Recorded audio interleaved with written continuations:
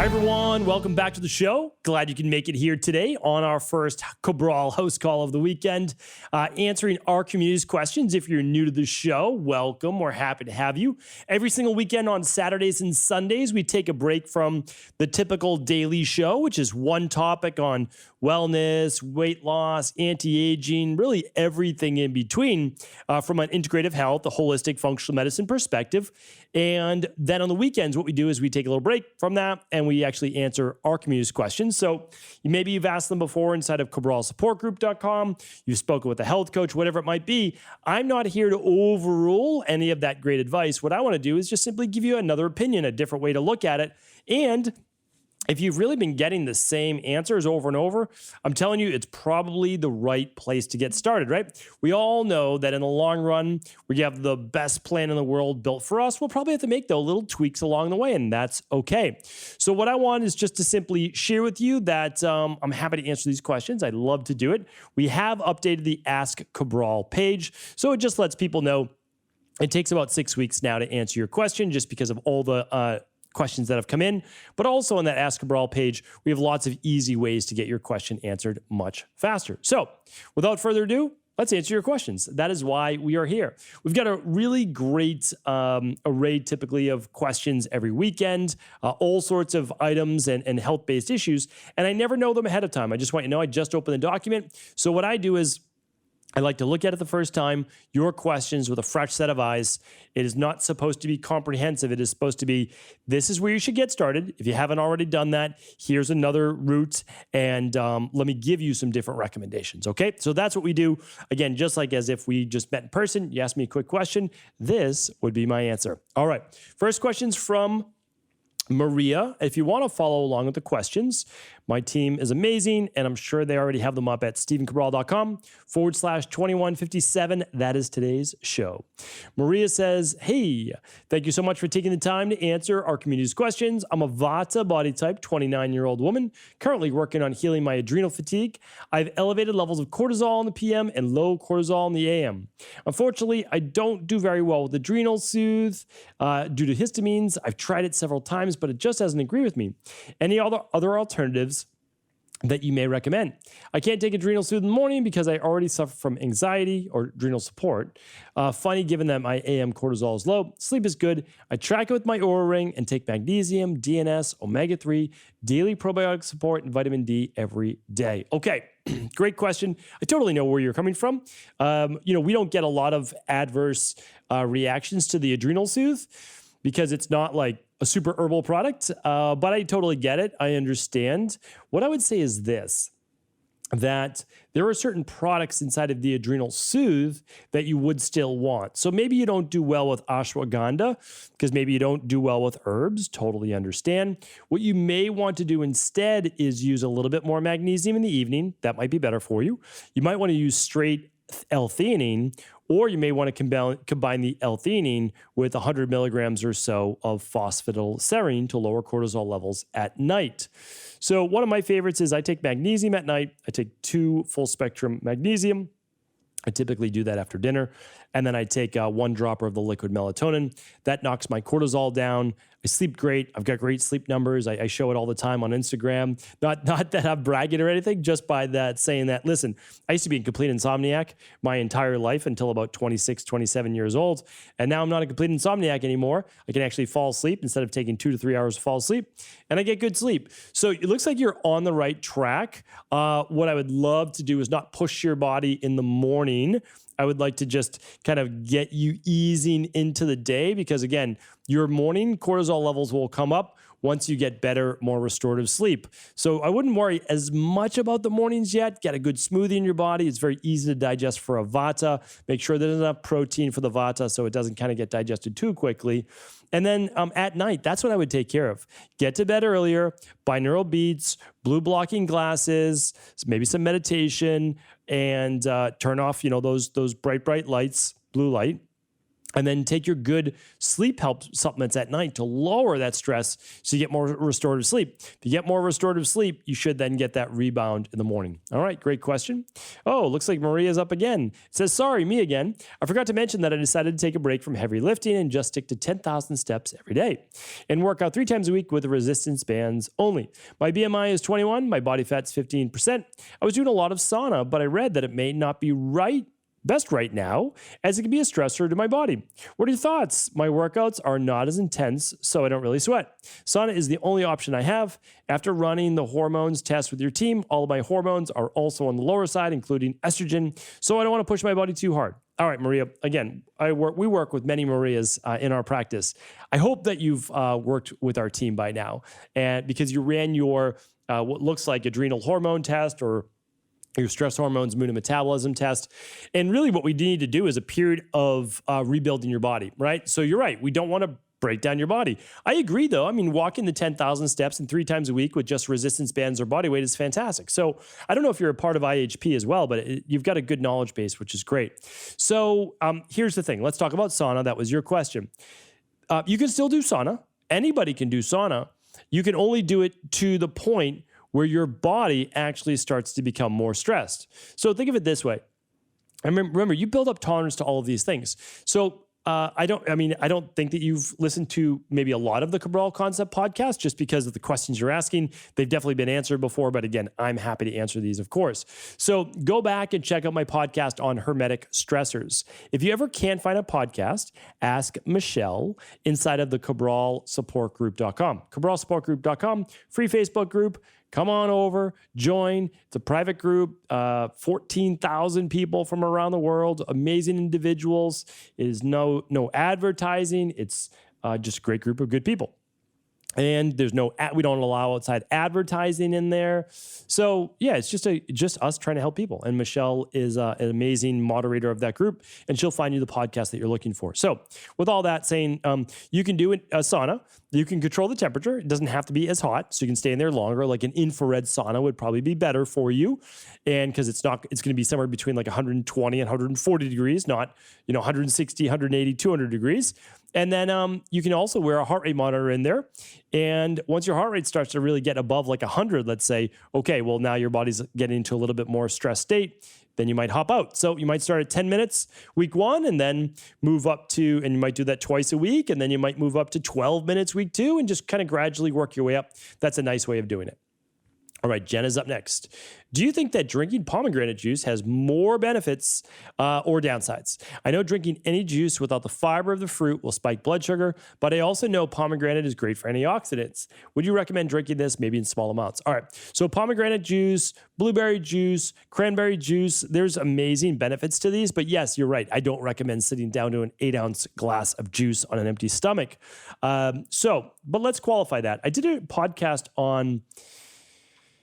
Again, this is another good one to ask Michelle on, or you can search all these podcasts at stevencabral.com/podcasts. And this was, I think it was titled Carbohydrates Do Not Cause Diabetes. And, it wasn't meant to be a controversial show, but I actually show that, processed food, but we're not talking about, again, you're talking about fruit, we're talking about, vegetables. Juice is processed fruit. So, that's a little bit of a caveat there. However, I shared with you actual science showing that people who added like blueberry juice, not only do they not get that big spike in blood sugar, it actually helped lower blood sugar. So it's very interesting. What I'd recommend is this. I recommend... So let me step back for a second. Pomegranate juice, very high in antioxidants. It is amazing. It's not one of those that are higher glycemic.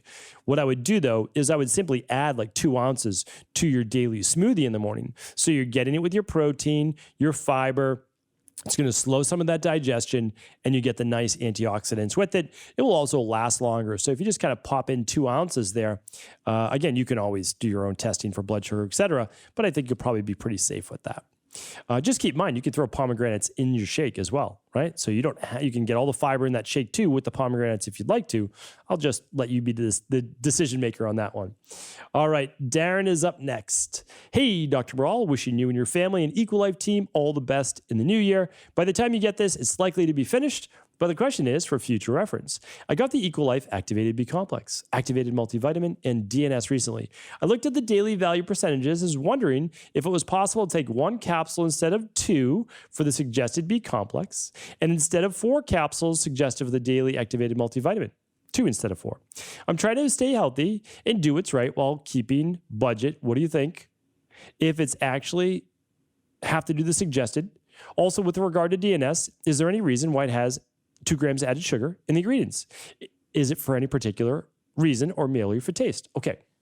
All right, great question. So let me break this down. I have a full podcast on when to take your supplements, what and when to take your supplements, plus my daily routine. You can find that at stephencabral.com/podcast. You can just type in my daily supplement routine, should pop in there. But again, if you can't find a podcast, ask the amazing Michelle inside of CabralSupportGroup.com.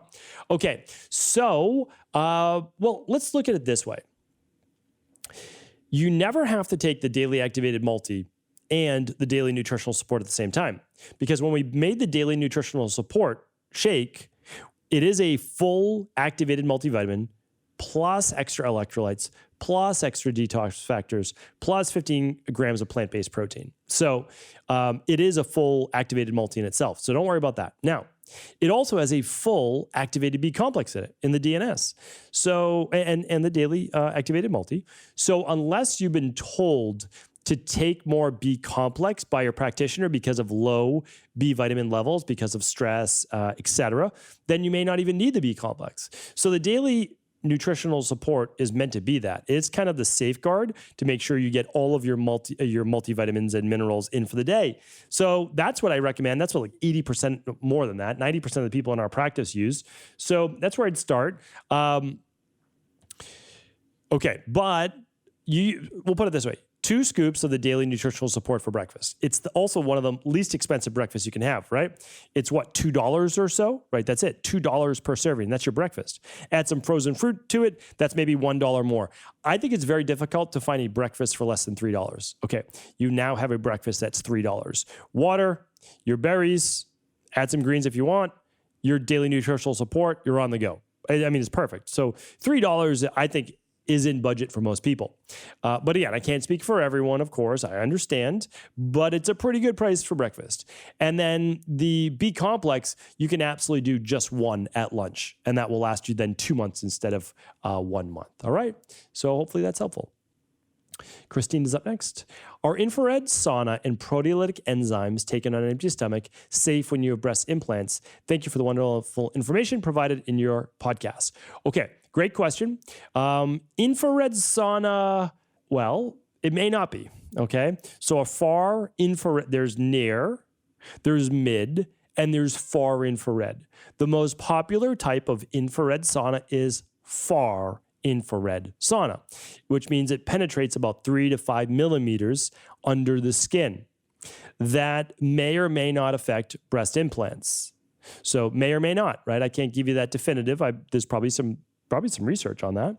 But what I can tell you is this: high heat will affect plastics, and plastic inside of the body, if there is any plastics with a breast implant, I know they're made from different types, could be affected as well. So I would be careful of long saunas. I would be careful of high heat in sauna. Okay, the second one about proteolytic enzymes. I don't have a good answer for you on that. It's meant to eat up proteins such as pathogenic cancer cells. Again, I'm not giving medical advice, treatment plans for cancer. I'm not saying that at all. It helps eat up bacteria in the body. Will it go after breast implants if it sees that as foreign in the body?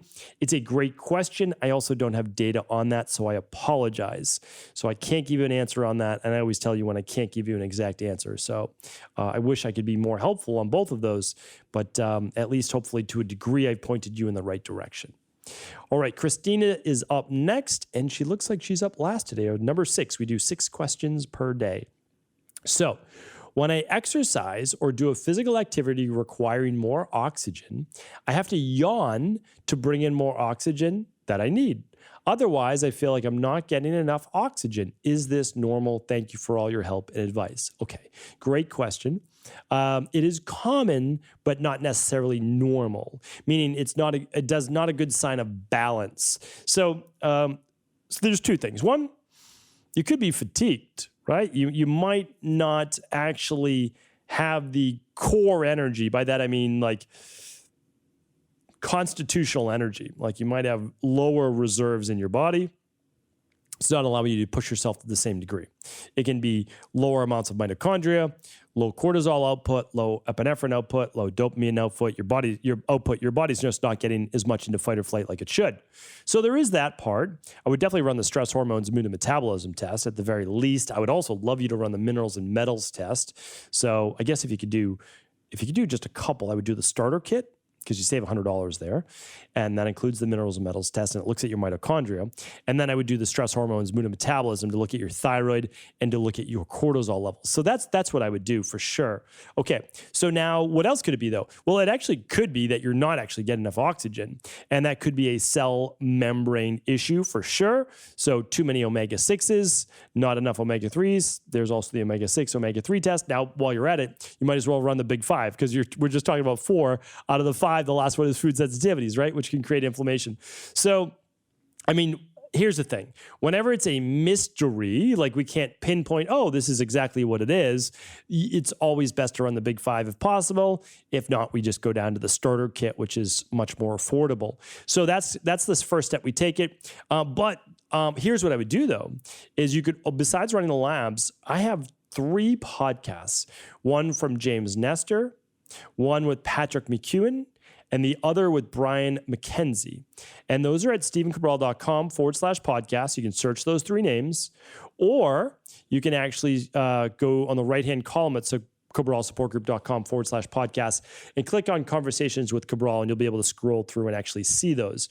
Those are all breath experts. They will teach you about nasal breathing. They'll teach you about different things that you can do with malt taping in order to be able to improve oxygen utilization. I would definitely recommend that. And if I could just recommend like 1 out of the 3 to go with, they're all great. They're all experts, but I would go with Brian McKenzie's, since he's a practitioner of it, where the other 2 are brilliant research people on it.